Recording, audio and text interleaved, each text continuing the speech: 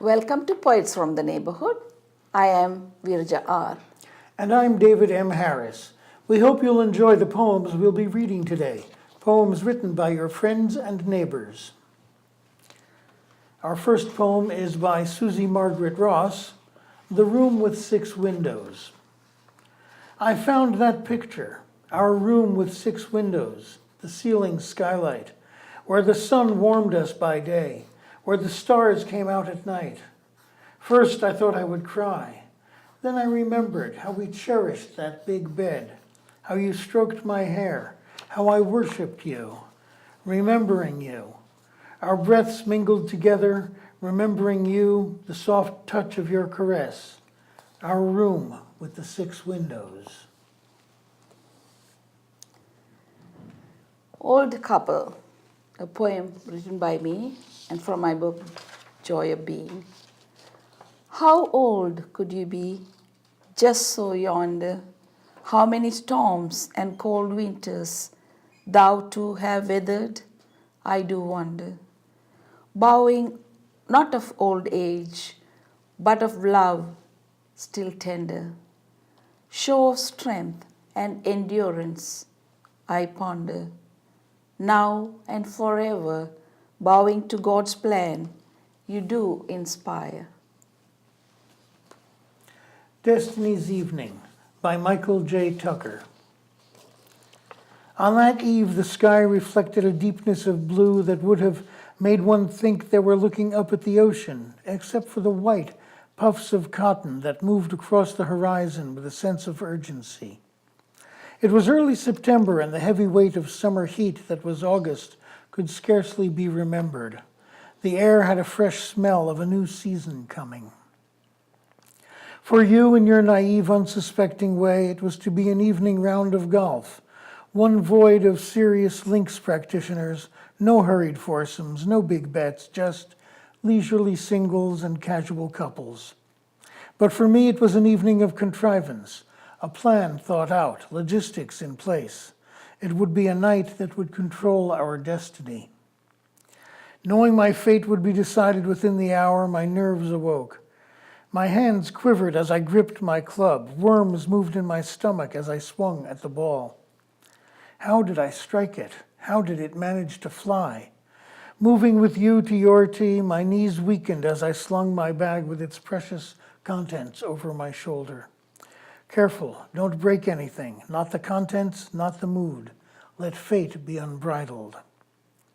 You were innocent as you set to play, for you had no knowledge of my secrets. Your graceful swing sent the ball arching across the lake's placid black surface that reflected the instant changes for its inhabitants. A mated pair of Canada geese create a wake. Martins dart through cattails, snatching dinner from the air. Water splashes as a fish leaps to eat an unseen meal. Tonight, I will ask you to be my bride. Forever so long you have been with me and no other. How can I live life without you? When my path was cluttered, you cleared away. When my life was dark, you lit candles. When my time was of sorrow, you brought in joy. You give so much, you ask for so little. How can I live life without you? My plan is to get you to a special place where golf will stop, where under a canopy of bark and branch and leaf and upon an emerald carpet, I will stretch out a linen cloth, pour red wine into crystal, toast ourselves, and present to you a faceted jewel worthy of your faith in me, and ask you to forever be mine and I yours. But I will not challenge destiny. I will not attempt to control fate. What will be, will be.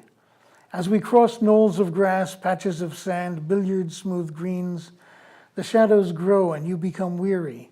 A breeze moves your strawberry hair across your forehead, and I see a frown on your brow. The game's frustration has turned you sour, and you plead to turn back, and we've not yet reached that special place. My heart sinks, worms return to my stomach. It is an open, it is not to be. For I am determined that tonight is the night, the only night. If we don't reach that special place together tonight, then our destiny is to never be. Could my love for you be false, a fool's gold of comfort and lust? I gently suggest one more hole, and through the valley, across the creek, and over the knoll, you agree to go. To my nervous joy, we reach that special place. To your surprise, out of my bag comes the linen cloth to cover the emerald carpet, and under the canopy of bark and branch and leaf, I pour red wine into crystal and toast ourselves. Then the birds grow silent, the crickets stop their chatter, and the leaves stand at ease. The universe goes quiet to hear my question. Will you marry me? Your yes is the climax of my life. Together the birds and crickets sing with joy as the trees raise their branches and shout hallelujah. Our fate is decided. Destiny had her way.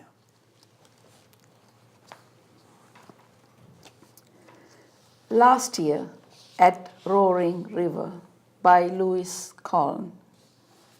These two, one slowed by bitter nature, one who chose to wait, acknowledge mountain tops beyond their reach. So walk the valley, rest often, watch riffles in the stream, till eyes track shadows in the depths, reflecting darkness on the mountain rim. In walnut shade, see lace against the sky. Let bets on which falls first, a leaf or nut. Do not say this last time. Both know. In Endless Bliss by VeerajaR from her collection Serendip. My pretty mother's very handsome brother was the most eligible bachelor, intelligent compared to no other. He saw a fair lady at the tennis court daily and chose her instantly, for he was smart and very lucky. Falling in love upside down, vast dowries around town, he did turn them all down, making Grandma Lily frown. Manal auntie may be Sinhalese, Mummy had but only praise. She joined them in endless bliss with a knot tied in countless blessing. What magic? This is another poem by me from my collection Serendip.